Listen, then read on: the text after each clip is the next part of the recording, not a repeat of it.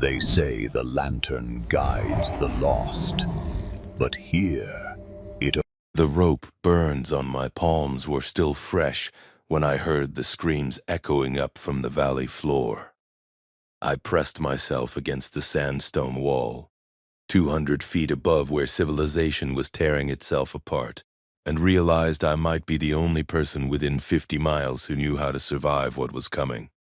My name is Marcus Webb, and I'd spent 7 years studying how the ancestral Puebloans built their lives into these canyon walls. Never thought I'd have to do it myself. The satellite phone died mid-sentence 3 days ago. Dr.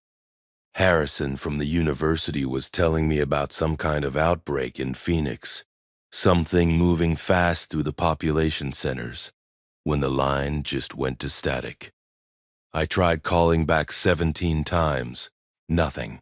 Then I climbed to the canyon rim with my binoculars and saw the smoke rising from Flagstaff, 40 miles away, and I could see individual buildings burning.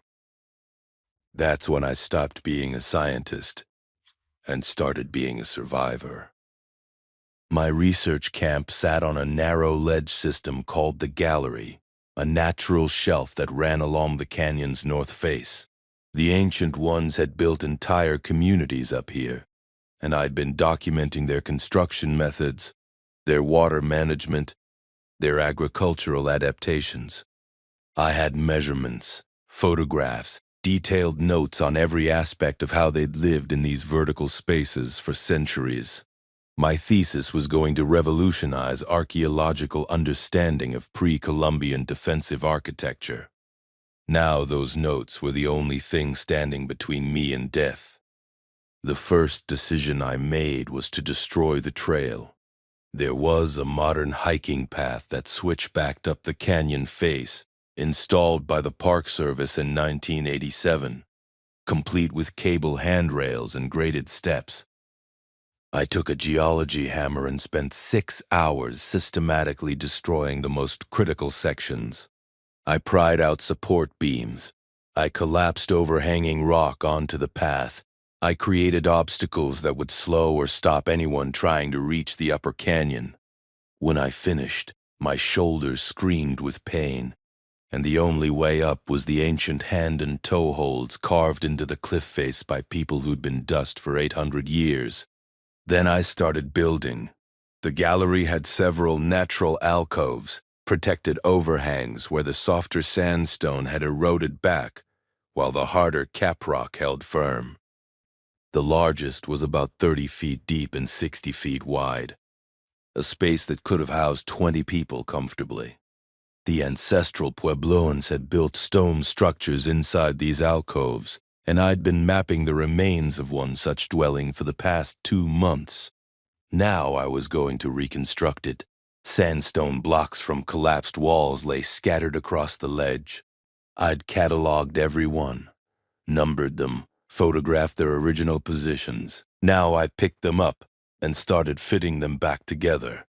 The ancient builders had used a mud mortar mixed with crushed pottery sherds for added strength. I had clay from the canyon bottom, water from the spring, and plenty of broken ceramics from my excavation. I mixed batches in a plastic storage bin and began laying courses. My hands shook for the first hour, not from fear exactly, more from the sheer unreality of what I was doing. 48 hours ago, I'd been planning which alcove to survey next. I'd been excited about a corn cob I'd found that might push back the dating on agricultural practices in this region. I'd been thinking about the conference presentation I'd give in November.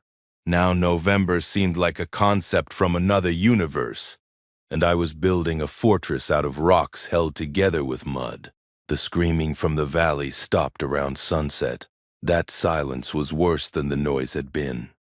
I kept working, placing stones by the light of my headlamp, trying not to think about what that silence meant. The temperature dropped to 43 degrees according to my weather station. Up here on the exposed cliff face, wind came through the canyon like a river, steady and cold. The alcove would protect me from the worst of it. but I needed walls. I needed security. I needed to feel like I had some barrier between myself and whatever was happening down there in the darkness. By midnight, I had 3 walls roughed in, about 4 feet high. Not much, but it was something. I'd built them across the front of the alcove, leaving a narrow entrance on the south side, where I could set up some kind of door later. The back and sides were natural stone, water-stained, and solid. I'd swept the floor clean earlier, removing 800 years of dust and pack rat debris. Now I unrolled my sleeping bag in the corner farthest from the entrance and tried to rest. Sleep didn't come. I lay there listening to the canyon, wind in the pinyon pines that clung to the rim above me. Occasional skitter of pebbles from some nocturnal animal moving across the rocks. Once around 3 in the morning, I heard something that might have been a shout, distant and distorted by the canyon acoustics. I sat up, straining to identify the direction, but it didn't repeat. Just wind and darkness and the absolute certainty that my old life was over. Dawn came with that particular quality of light you only get in the desert, sharp and clear and merciless. I stood at the edge of the gallery and looked down at the valley floor. My camp had been at the junction of 2 canyons, and from this vantage, I could see about 3 miles in each direction. Movement caught my eye near the parking area where I'd left my truck. People. They were moving wrong, jerky and purposeless, and even at this distance I could tell something was fundamentally broken about their movement patterns. I watched them for 20 minutes through my binoculars. They didn't appear to be coordinating or communicating. One kept walking into the side of my truck, backing up, walking into it again. Another was just standing in the creek, water flowing around their legs, head tilted at an angle that made my neck hurt to look at. The third was out of sight behind some cottonwood trees.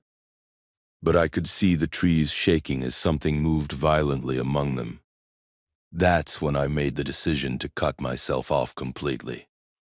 I had a rope ladder, the kind rock climbers use, that I'd been employing to access some of the higher alcove systems. It was 50 feet of woven nylon with aluminum rungs, and it was now going to be my only connection to the canyon floor. I anchored it to a boulder using climbing hardware rated for 5,000 pounds, then dropped it over the edge. When I needed to go down, I could climb. When I wanted to be safe, I could pull it up. Simple. Effective. Ancient. The water situation was my biggest concern. There was a seep spring about 100 yards along the ledge system, a place where water percolated through the sandstone and dripped from an overhang. The ancestral Puebloans had carved a collection basin into the rock below it, and I'd measured it during my survey work. It held about 40 gallons and refilled at a rate of roughly 3 gallons per day. Not abundant, but sustainable for one person. I'd need to be careful, disciplined, but I could survive on it indefinitely. Food was more complicated. I had camp supplies, enough freeze-dried meals and energy bars to last maybe 6 weeks if I rationed carefully. After that, I'd need to become a hunter-gatherer, just like the ancient inhabitants of this canyon had been. There were deer in the side canyons, bighorn sheep on the high slopes, rabbits everywhere. I had a compound bow I'd brought for recreation, and about 30 arrows. I also had an extensive knowledge of edible plants in the region, thanks to my ethnobotany coursework. Prickly pear fruits, pinyon nuts, yucca, wild onions, various seeds and greens. The canyon could feed me if I was smart about it. By the end of that first full day of building, I had walls up to 6 feet. I was learning to think like a stonemason, finding stones that fit naturally together, using smaller rocks as shims and wedges, packing the mortar tight. My back ached from lifting. My hands were raw despite gloves. I'd consumed 3 liters of water and 1 freeze-dried pasta meal. As the sun dropped behind the western rim and shadow flooded the canyon, I looked at what I'd built and felt something I hadn't expected. Pride. This was real. This was human hands and human intelligence taking inert material and shaping it into shelter. No power tools, no concrete, no industrial supply chain. Just stone and mud and knowledge.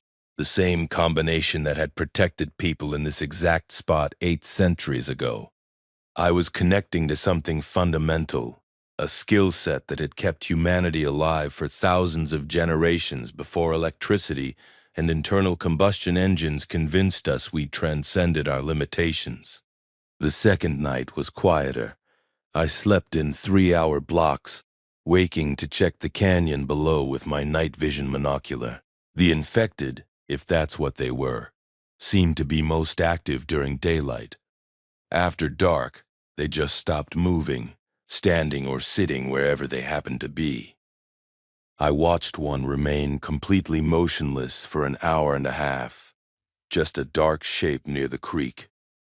It was profoundly unsettling, like they were machines that had been switched off. If you've ever felt trapped by choices you didn't make, if you've ever watched the world change into something unrecognizable and known you had to adapt or die, you'll understand why I'm sharing this. Keep watching and subscribe, because what happens next will show you exactly how thin the line is between our comfortable modern existence and the brutal reality of survival. Day 3. I finished the walls, bringing them up to 7 feet at their lowest point, 8 at the highest. The alcove ceiling sloped down toward the front, so I matched that angle with my construction. For the entrance, I built a narrow doorway, maybe 2 feet wide and 5.5 feet tall, tight, defensible. I could block it with a stone slab I'd already identified and tested for size. The roof was next. The ancient builders had used wooden beams for ceiling supports, usually juniper or pine, laid across the walls and then covered with smaller poles, brush, and mud. I didn't have the time or tools to cut proper beams, but I had something better. In one of the collapsed structures nearby, I found several original roof beams, still solid after 800 years. The desert air had preserved them, turned them hard as stone. I carried them back to my alcove, each one weighing probably 80 pounds, and wrestled them into place across the top of my walls. The physical labor was unlike anything I'd experienced. I'd always been fit. I'd hiked and climbed as part of my research, but this was different. This was moving stones that weighed 30, 40, 60 pounds, lifting them to chest height, to shoulder height, holding them steady while packing mortar around them. This was carrying water from the spring in 5-gallon containers, making trip after trip. This was cutting brush from the canyon with a folding saw, gathering armloads of smaller sticks and woody stems for the roof construction. My body was discovering muscles I didn't know existed, and all of them hurt. But pain meant I was alive. Pain meant I was doing something. Down in the valley, people had stopped being people, and I was up here building a home with my hands. I'd take the pain. Once the beams were positioned, I started laying the secondary roof structure. Smaller branches woven together in a rough lattice created a platform across the beams. On top of that, I piled brush, dried grasses I cut from the canyon slopes, and anything else that would create a dense mat. The final layer would be mud, several inches thick, tamped down and allowed to dry into a solid surface. It would shed rain, provide insulation, and make the structure functionally invisible from above. Just another shadow in the cliff face. The mud work took 2 days. I made countless trips to the clay deposits near the creek, filling buckets with the heavy gray material, hauling it up the rope ladder, carrying it along the ledge to my alcove. My shoulders developed a permanent ache. I started moving differently, economizing motion, thinking about leverage and balance in ways I never had before. I was becoming efficient at hard labor, and that felt like an achievement worth having. While the roof dried, I worked on other necessities. I built a hearth in one corner of the dwelling, using flat stones to create a fire pit with a low wall around it. Smoke would be an issue. I couldn't have a column of smoke visible for miles, but the alcove opened to the north, and I remembered reading that the ancestral Puebloans had deliberately chosen north-facing alcoves partly because the prevailing winds came from the south, drawing smoke out and up along the cliff face where it dissipated. I'd have to be careful, only burning very dry wood that produced minimal smoke, and only during times when wind conditions were favorable. But I could have fire. I could have warmth and the ability to cook. Water storage became my next project. I had several 5-gallon containers from my camp supplies, but I needed something larger, more permanent. The ancient people had made large ceramic jars for water storage, some holding 20 or 30 gallons. I didn't have the skill or materials to make pottery, but I did have a 55-gallon plastic drum I'd been using to store equipment. I cleaned it thoroughly, then filled it with water hauled from the spring. 55 gallons would give me nearly 3 weeks of drinking water if the spring somehow stopped flowing. Insurance against disaster. Food preservation was another concern. I couldn't rely on freeze-dried meals forever. I needed to think about hunting, yes, but also about storage. Meat would spoil quickly unless I could dry it. I built a drying rack using some of the smaller roof beams and thin willow branches I cut from the creek bottom. It was crude but functional, and I set it up in a spot where it would get maximum sun exposure. When I eventually took game, I could slice the meat thin, hang it on the rack, and let the dry desert air do its work. Jerky. Ancient technology, still perfectly effective. On day 7, I shot my first rabbit. I'd climbed down at dawn, moving quietly through the scrub oak and sage, and found a small clearing where I'd seen cottontails during my previous research work. I waited for 40 minutes, bow drawn, arm trembling with the strain, before one appeared. The shot was clean at 15 yards. The rabbit died quickly. I felt a complicated mix of emotions, satisfaction at securing food, guilt at taking a life, and underneath it all, a growing awareness that I was changing into someone new. I'd killed animals before, hunting with my father as a teenager, but this was different. This wasn't recreation or tradition. This was necessity, pure and simple. If I didn't kill this rabbit, I would eventually run out of food and starve.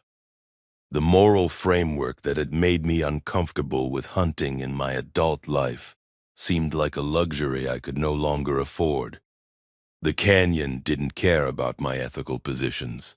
The canyon only cared whether I was capable of doing what survival required. I gutted the rabbit right there, buried the entrails, and carried the carcass back to my rope ladder. Climbing with one hand while holding a dead rabbit was awkward, but I managed.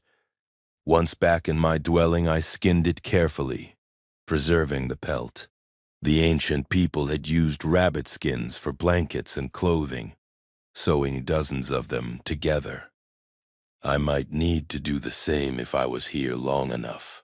The meat I divided into portions, some for immediate cooking, some for drying.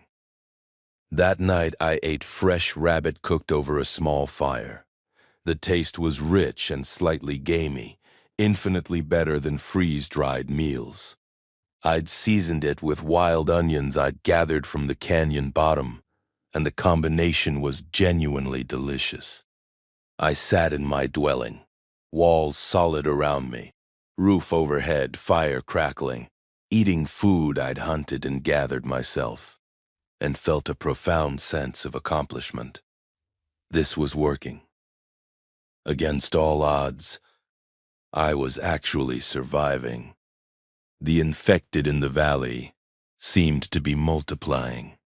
Or maybe they were just concentrating, drawn by some stimulus I couldn't identify. By the end of the second week, I could count at least 15 of them in my visible range. They wandered aimlessly during the day, occasionally clustering together in groups before separating again. I never saw them eat or drink. I never saw them interact in any way that suggested intelligence or purpose. They were just mobile corpses, still functioning on some basic biological level but empty of whatever made them human. I wondered about the mechanism. Virus, bacteria, some kind of parasite. My PhD was in archaeology, not pathology, but I'd read enough to know that behavior modification by infectious agents wasn't science fiction. Toxoplasma gondii made mice attracted to cats. Rabies made animals aggressive and bite-prone. Some fungal infections turned ants into zombies that climbed to optimal spore dispersal locations before dying. Nature was full of examples of parasites hijacking their hosts. Maybe this was just the next evolution, one that had learned to spread through humans, not that the mechanism mattered much to me now. Academic curiosity was another luxury. What mattered was that they were down there, and I was up here, and I needed to keep it that way. By week 3, my dwelling was complete. I'd added finishing touches, a stone shelf for storing tools and supplies, a wooden platform bed raised off the floor to avoid cold and moisture, a curtain made from my tent fabric that could be pulled across the doorway for privacy and insulation. I'd organized my space with obsessive care, everything in its place, maximizing the efficiency of my 30 by 60-foot living area. The transformation was remarkable. What had been an archaeological site, a place I documented and measured and photographed, was now a functional home. I'd taken the fragmentary remains of an ancient culture's architectural knowledge and made it live again. Every time I looked at those walls, I felt a connection to the people who'd first discovered you could survive in these vertical spaces, if you were smart and determined enough. I established routines. Dawn was for checking the valley with binoculars, assessing threats, planning the day. Morning was for water gathering, making the trip along the ledge to the spring, filling containers, hauling them back. Midday was for hunting or foraging, depending on what I needed. Afternoon was for tool maintenance, food preparation, improvements to the dwelling. Evening was for fire, cooking, and eating. Night was for rest, always light, always ready. Rabbits were my primary target because they were abundant and the right size for one person. I took maybe 2 per week, which felt sustainable. I also trapped pack rats, which sounds unappealing but were actually decent eating once you got past the idea. I found a book in my supplies about primitive trapping techniques, and I built deadfall traps using flat stones and trigger sticks. They worked surprisingly well. Gathering was easier than hunting. The canyon was filled with edible plants if you knew where to look. Prickly pear pads and fruits were abundant. I learned to burn off the spines and roast the pads, which had a taste somewhere between green beans and okra. Piñon nuts wouldn't be ready until fall, but I marked the trees and planned to harvest extensively when the cones matured. Yucca provided edible flowers and fruits. Wild onions grew near the spring. I even found some amaranth growing in disturbed soil near the old parking area, and I carefully harvested the seeds before any infected could trample the plants. The variety wasn't what I'd been used to before the outbreak, but it was real food, nutritious and filling. I was eating better than I'd expected, and my body was responding. The initial weight loss from hard labor stabilized. I was lean now, genuinely lean, probably the lowest body fat percentage I'd had since college. My muscles had adapted to the constant lifting and climbing. My hands had developed calluses that made working with rope and stone much easier. I was becoming someone new. Marcus Webb, the archaeologist, was gone. Marcus Webb, the survivor, was taking his place. On day 24, something changed. I was at the spring filling water containers when I heard a sound that made my blood go cold. Voices. Human voices. Not the mindless groaning of the infected, but actual words. Coherent speech. I froze, listening, trying to locate the source. They were moving up the main canyon from the south. 3 men. Based on the different voices, they were talking about supplies, about finding a place to hole up, about something they'd seen in the town of Marble Creek. I edged backward along the ledge, moving as silently as possible, until I reached a spot where I could see the canyon floor below without being easily visible myself. 3 men, just as I'd guessed. They looked rough, carrying backpacks and weapons. One had a shotgun, another a rifle, the third a large knife strapped to his belt. They were moving cautiously, checking corners, clearly experienced at moving through dangerous territory. Survivors.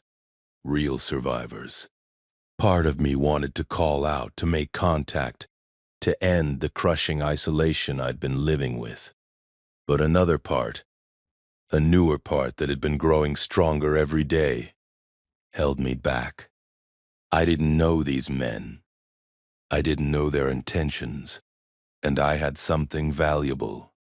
A safe location, supplies, water, shelter. Making myself known could be inviting disaster. I stayed hidden and watched them pass below my position. They spent about 10 minutes exploring the canyon junction, checking my old camp, finding nothing useful since I'd already stripped it. They talked about moving on, finding better territory.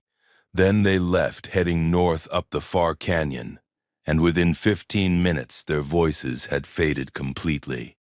I stayed frozen in position for another hour, making absolutely certain they were gone. When I finally moved, my legs were stiff and my heart was pounding. That had been close. Too close. I needed to be more careful, more aware. The infected weren't the only threat. Other survivors, other humans could be just as dangerous or more so. That night, I didn't light a fire. I ate cold rabbit jerky and thought about human nature. About how quickly social norms broke down when survival was at stake. About how a canyon dwelling 200 feet up a cliff face, accessible only by a rope ladder that could be pulled up, was worth killing for. I'd built a fortress, and I needed to remember that fortresses attracted attacks. Week 4 brought the monsoons. I'd known they were coming. It was late July, prime monsoon season in the high desert. But knowing about weather theoretically and living through it in an alcove dwelling were different experiences. The storms came in the afternoon, building as heat rose from the desert floor. Clouds piled up against the rim, black and heavy. And then the sky opened. Rain in the desert is violent. It doesn't fall gently. It attacks. Water poured from the sky in sheets, and the canyon became a river within minutes.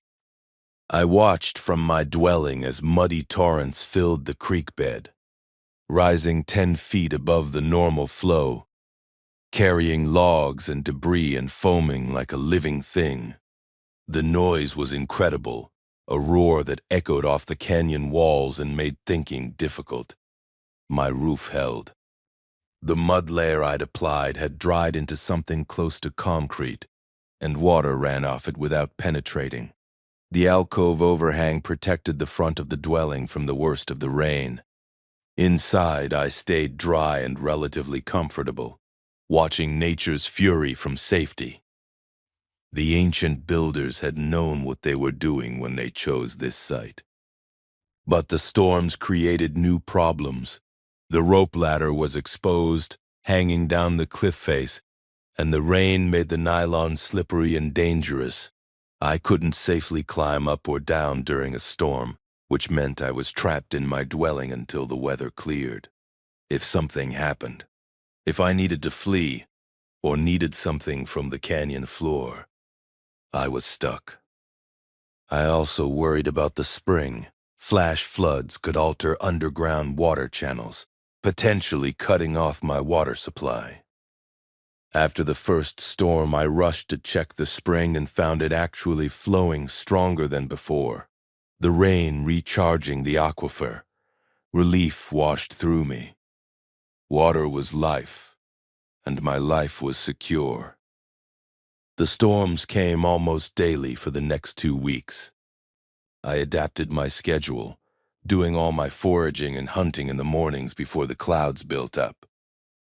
By noon, I was back in my dwelling, safe and dry, waiting out the deluge. I used the time productively, working on projects that didn't require leaving the alcove. One project was improving my defenses. The doorway was still a potential weakness. I carved a wooden bar from a piece of juniper, thick as my wrist and 5 feet long, that could be dropped into stone brackets I'd built into the walls. With that bar in place, the door would resist significant force.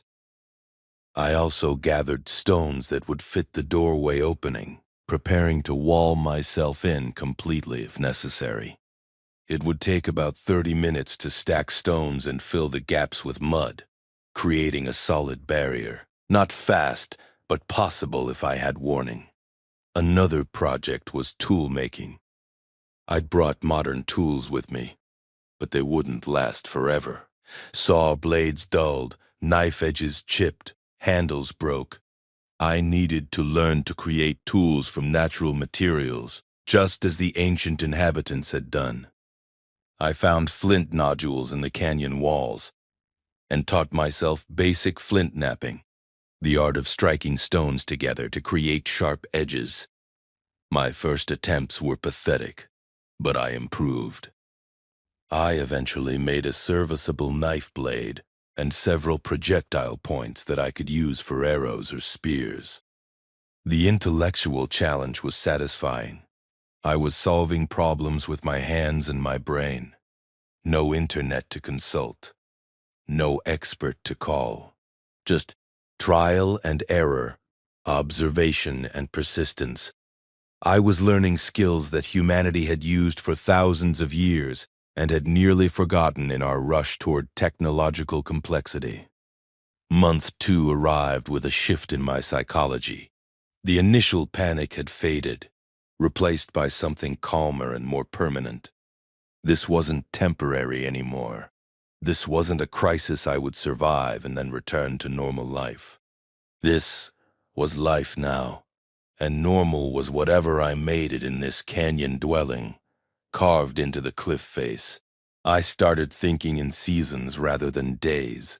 Fall was coming, which meant pinyon nut harvest, which meant I needed to prepare storage. Winter would follow, bringing cold that could kill if I wasn't ready. Spring would require planting if I was going to attempt any agriculture. The calendar in my head stopped being about dates and meetings and deadlines and became about natural cycles that determined survival. The infected below seemed to be deteriorating. I watched one through binoculars as it simply collapsed and didn't get back up. Another moved with a pronounced limp, dragging one leg behind it. They were breaking down, bodies failing under the demands of constant movement without food or water or rest. I wondered if they'd all eventually just expire, leaving an empty world behind. Or maybe new ones kept arriving, an endless supply of infected pouring in from the population centers. Either way, I wasn't going down there to investigate. The valley floor was their territory. The cliff face was mine. I expanded my hunting range, exploring side canyons I'd never fully surveyed during my research. One narrow drainage about a mile east had a remarkable concentration of rabbits, and I set up multiple trap lines there. Another canyon had bighorn sheep sign everywhere, droppings and tracks and rub marks on the rocks. I wasn't confident enough yet to attempt a sheep hunt, but I marked the location for future consideration. The meat from one bighorn would last weeks if properly dried. Foraging became almost meditative. I'd move through the canyon in the early morning, eyes scanning constantly, reading the landscape for food sources. A cluster of prickly pear here, yucca flowers there, wild onions near that seep. I developed mental maps of where everything grew, when it would be ready, how much I could harvest without damaging the plant population. I was managing the canyon like a garden, and it was providing everything I needed. The loneliness hit in waves. I'd go days feeling fine, content with my solitude, and then suddenly I'd hear my own voice and realize I'd been talking to myself for hours. I missed conversation. I missed the simple human connection of looking at someone while they spoke, of being part of a social group, of mattering to other people. The canyon walls didn't care if I lived or died. The rabbits certainly didn't. I was utterly alone in a way that pressed against my sanity during the dark hours. But loneliness was better than dead, and it was definitely better than being infected. I reminded myself of this every time the isolation felt crushing. I was alive, I was healthy, I was safe. Those three facts were worth the psychological cost. I started a journal, writing by firelight in the evenings. Not a record of daily events exactly, more a place to process thoughts and preserve knowledge. I wrote about the construction techniques I'd used, about the plant locations, about hunting strategies that worked. If something happened to me, if someone eventually found this place, they'd have a guide to surviving in the canyon. The irony wasn't lost on me, an archaeologist documenting his own life for future archaeologists to discover.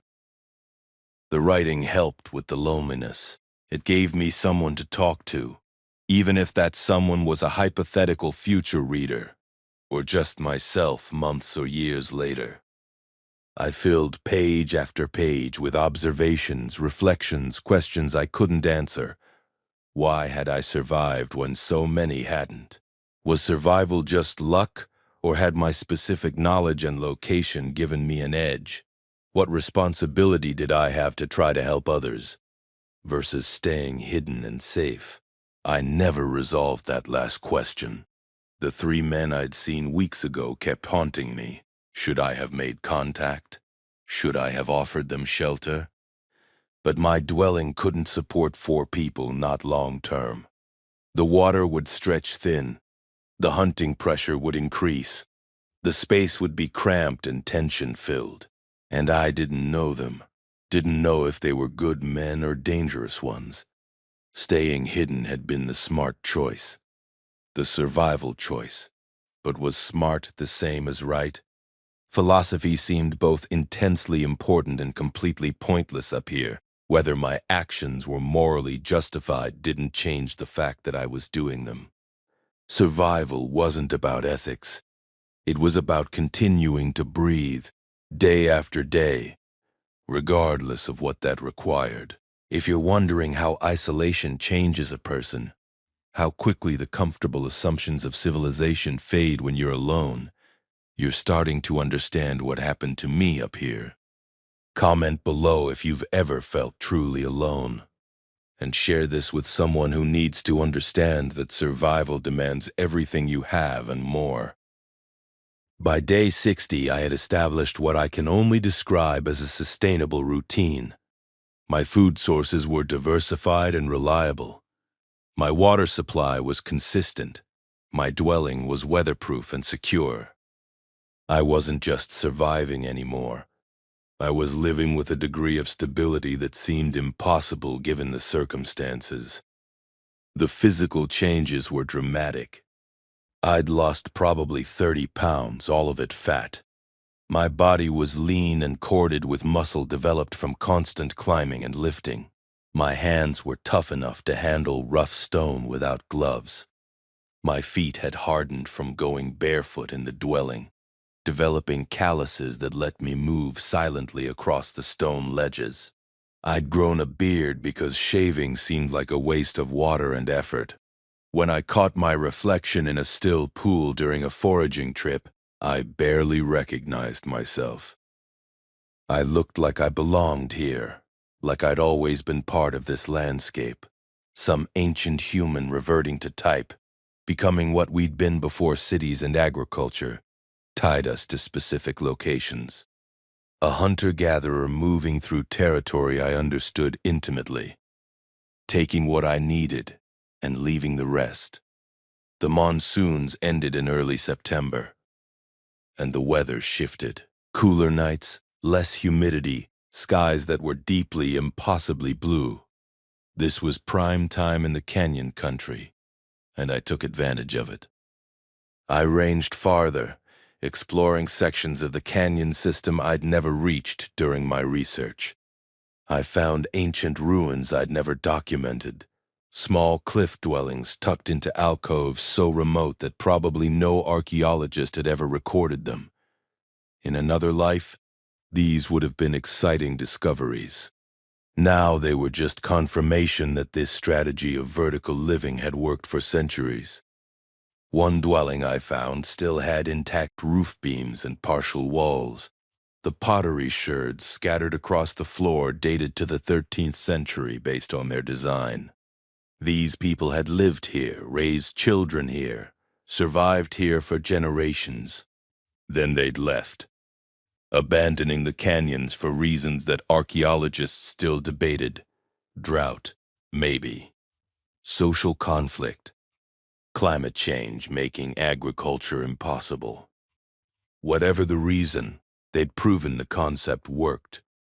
I was just following their example 800 years later for remarkably similar reasons. The world outside the canyon had become uninhabitable. The canyon provided everything necessary for life. The vertical spaces offered protection from threats on the valley floor. Ancient wisdom, still perfectly valid. I started thinking about long-term projects.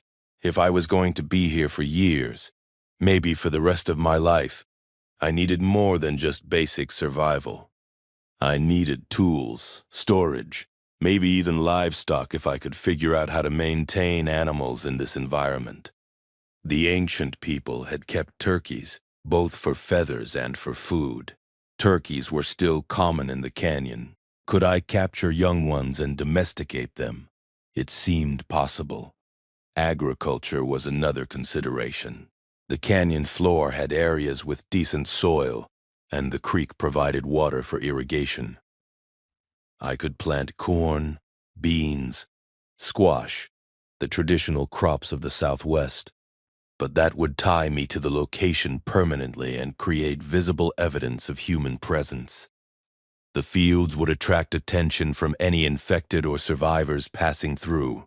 The risk seemed high for uncertain reward, so I shelved the idea. Maybe later, if the valley floor cleared of infected, I'd reconsider.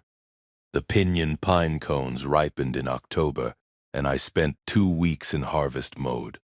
Pinyon nuts were incredibly nutritious, packed with protein and fat, and they stored well if kept dry. I worked through every pinyon tree within a mile of my dwelling, pulling down cones, roasting them to open, extracting the nuts. It was tedious work, hours of labor for each pound of nuts, but the payoff was substantial.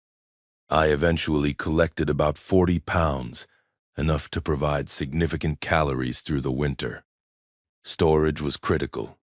I couldn't let rodents get to my food cache or I'd starve. I used ceramic jars I'd found in the ruins, sealing them with mud and stone lids. The jars went on high stone shelves I'd built in the back of my dwelling, away from moisture and hopefully out of reach of pack rats. I was building a larder like something from the Middle Ages, and it gave me deep satisfaction to see it filling with preserved food. Meat preservation continued to be a challenge. I was getting better at making jerky, but I needed more protein for winter. In early November, I finally worked up the courage to attempt a deer hunt. I'd seen a small group of mule deer using a particular side canyon, and I'd been observing their patterns for weeks.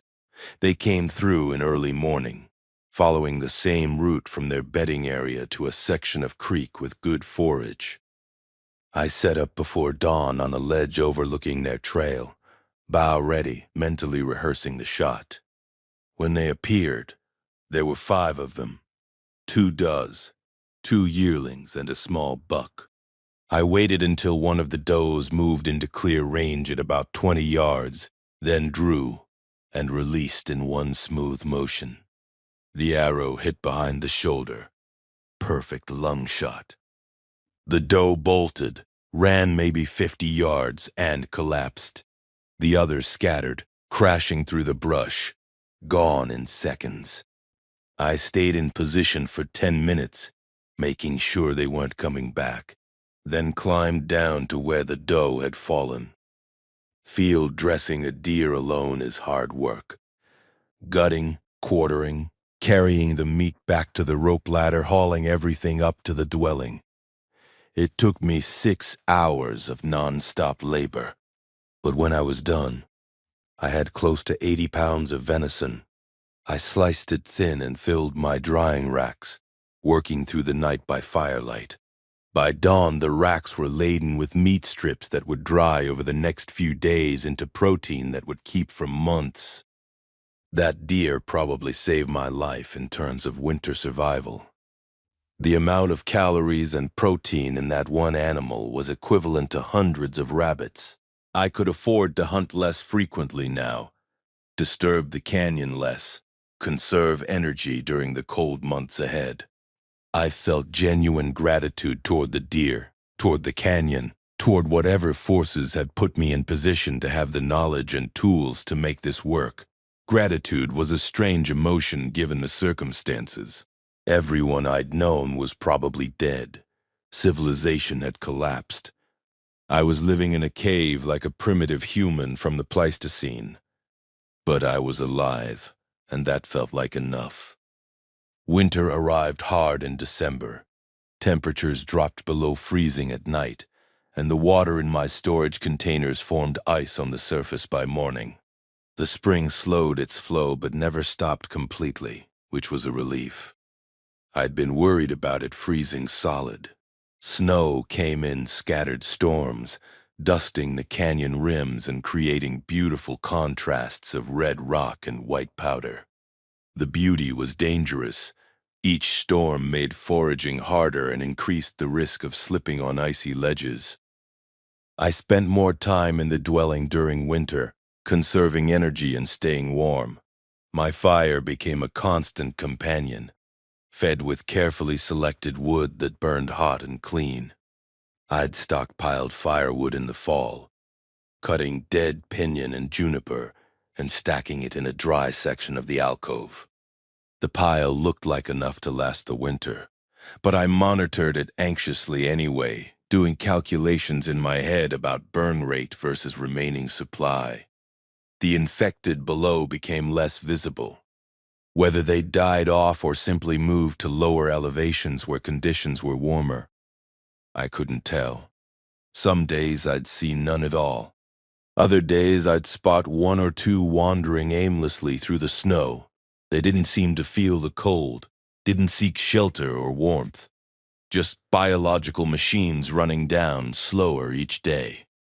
I wondered if I was the last uninfected human in this entire region. It was statistically possible.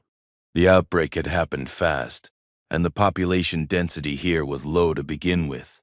Anyone who survived the initial wave would have had to have shelter, supplies, and enough isolation to avoid contact. My specific combination of archaeological knowledge, cliff-dwelling location, and complete willingness to cut myself off from humanity had created survival conditions that were probably unique. Last person standing. The thought should have felt victorious, but it just felt empty. What was the point of surviving if there was no one to survive with, no community to rebuild, no future except solitary existence until age or accident or simple bad luck ended things? I pushed those thoughts away. They led nowhere useful. Survival was its own justification. Life was better than death. Tomorrow might bring other survivors, a cure, a change in conditions, or it might not. Either way, I'd face it from the security of my canyon dwelling, with food in my larder and water in my jars and walls around me built from stone and mud and determination. The winter solstice passed. Days started lengthening again. Slowly but measurably, I marked the sun's progress across the canyon wall, watching the light patterns change as Earth's tilt shifted. The ancient people had been keen observers of solar patterns, using them to time agricultural activities and ceremonies. I was using them to track progress toward spring, toward easier weather, toward another year survived. January brought a brutal cold snap. Temperatures stayed below freezing for 10 days straight, even during midday. The creek froze solid in places. My water containers in the dwelling formed thick ice overnight despite being inside. I wore every layer of clothing I owned and stayed as close to the fire as possible, without actual injury. The cold was a physical presence, something that pressed against you constantly, looking for any weakness to exploit. I couldn't forage effectively during the cold snap. The plants were dormant, and the animals were holed up in shelter. I lived on my stored food, rationing carefully, trying to make everything last. The pinyon nuts were a blessing, providing fat and protein that helped my body generate heat. The jerky was tough as leather but edible. I was consuming about 2,000 calories a day, just enough to maintain weight and energy. The psychological challenge of being trapped indoors was significant. Days blended together. I'd wake up, tend the fire, eat a small meal, stare at the canyon for hours, eat again, sleep. The journal helped give structure to time, forcing me to think about each day as a separate unit rather than letting them blur into undifferentiated existence. I wrote about memories, about my childhood, about the people I'd known before the outbreak. The writing kept them alive in some small way. On day 14 of the cold snap, the weather finally broke. The temperature climbed to 45 degrees, feeling tropical after the prolonged freeze. I emerged from my dwelling like an animal from hibernation, blinking in the bright sun, desperate for movement and activity. I checked the spring first, found it flowing again. Then, I made a wide circle through my usual foraging areas, assessing what had survived the cold. The canyon was resilient. Most of the plants I depended on were adapted to harsh conditions and had weathered the cold snap without issues. The animals were out again, moving cautiously, foraging for anything edible. Life continued. Life persisted. The fundamental drive to survive existed at every level of this ecosystem, from the lichens on the rocks to the ravens circling overhead, to the human who'd built a dwelling in the cliff face. I was part of the canyon now, not an observer or researcher anymore, but an actual component of the ecological community. I consumed resources. I moved through the landscape. I left my mark. Future archaeologists, if any existed, would find my dwelling and wonder about the person who'd built it. They'd analyze my pottery sherds, My stone tools, my fire pits, they'd try to reconstruct my life from fragmentary evidence, just as I'd done with the ancient inhabitants. The circle felt complete somehow. I'd spent years studying people who'd lived exactly this way, and now I was living it myself. Theory and practice merging into direct experience, knowledge becoming wisdom through necessity. February was easier. The worst of winter was past, and I could feel spring approaching. The sun had real warmth again at midday. Tiny green shoots appeared, where snow had melted. Birds returned, species I hadn't seen in months, their songs filling the canyon. The psychological lift from knowing winter was ending helped me push through the remaining cold days. I took stock of my supplies. Food was adequate. I'd consumed about half my stored provisions, but could replenish with spring foraging and hunting. Water was never an issue.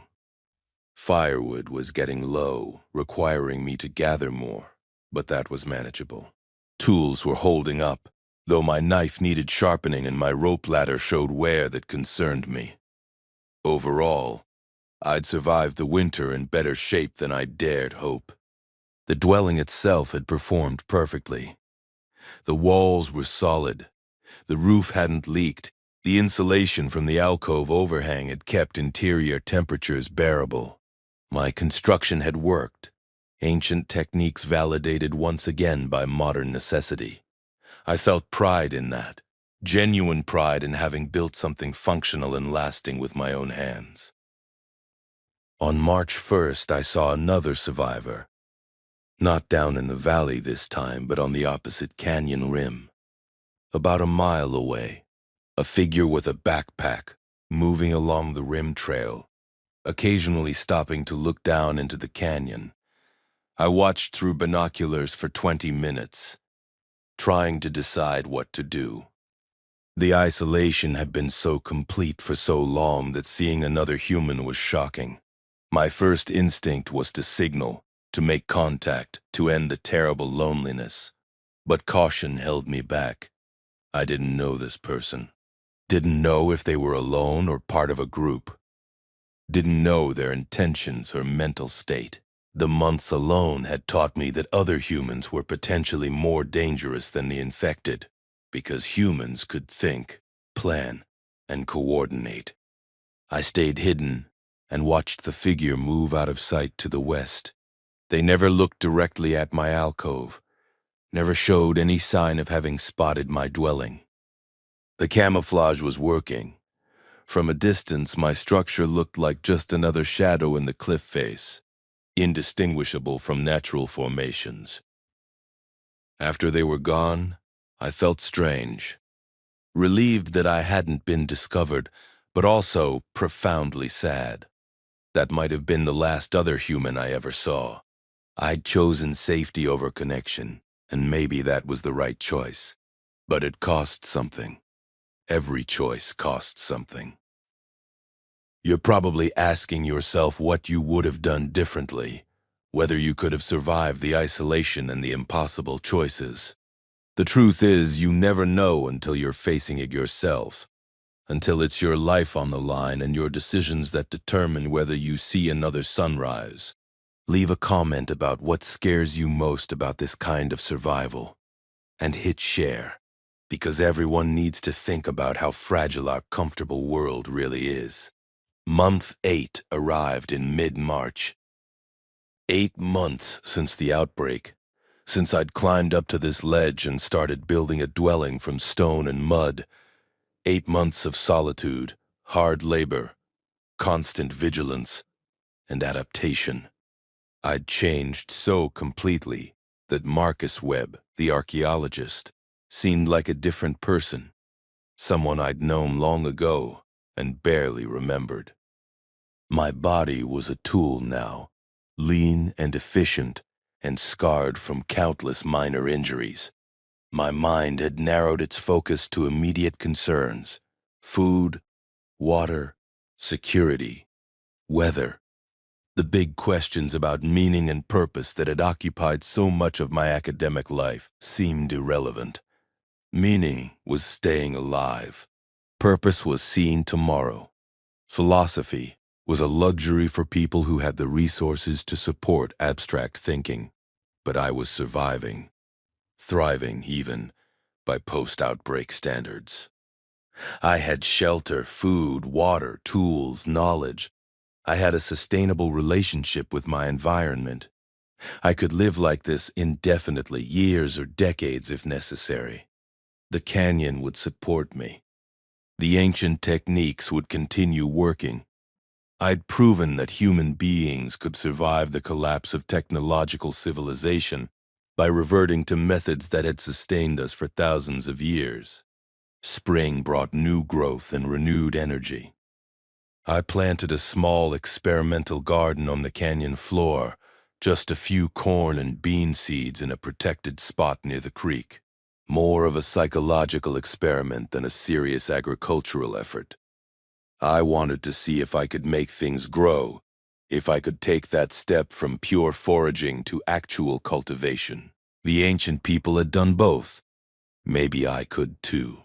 The garden required daily attention, watering and weeding and protecting from animals. I installed a rope across the creek that let me traverse without using the main rope ladder, creating a more efficient route. The work gave structure to my days and connected me to the land in a new way. These plants depended on me, and I was responsible for their survival. It was a relationship, simple and direct, human and nature working together toward mutual benefit. By April, the corn was knee-high and the beans were climbing stakes I'd erected. The success felt disproportionately important. I was producing food, not just taking it. I was improving my situation through labor and planning. The trajectory was upward, and that mattered psychologically more than the actual calories the garden would produce. I continued hunting and foraging, but with more confidence now. I knew the canyon intimately. Every plant location, every animal trail, every water source. I moved through the landscape efficiently, taking what I needed and leaving the rest. My impact was sustainable. I wasn't depleting resources faster than they could regenerate. The balance was working. The infected had nearly vanished from the valley floor. I sometimes went days without seeing one. Either they'd died off completely or moved to other areas. The silence was profound. Nature was reclaiming the spaces humans had abandoned. Vegetation grew thick across the old parking area. The buildings at the visitor center were collapsing, roofs caving in, walls crumbling. The material culture of the 21st century was decaying back into the landscape, temporary and fragile after all. I thought about exploring beyond the canyon, seeing what had happened to the wider world. But every time I considered it seriously, I talked myself out of it. What would I gain?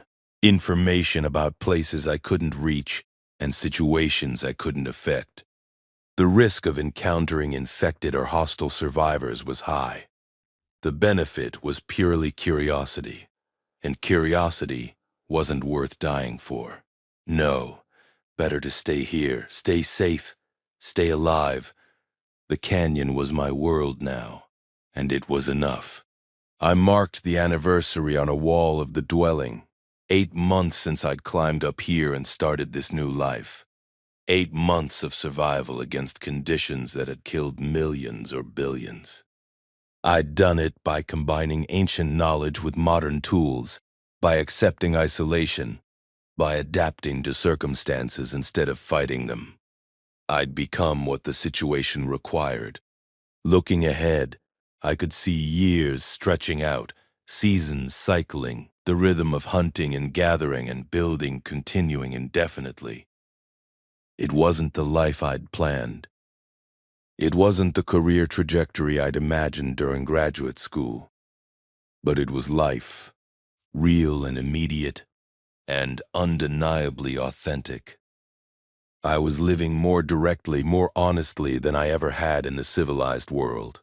Every action had clear consequences. Every choice mattered. There was a purity to that, a clarity that modern life had lacked.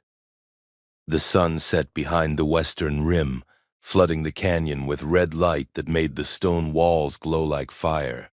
I sat at the entrance to my dwelling, watching the light show, eating a meal of roasted corn and rabbit.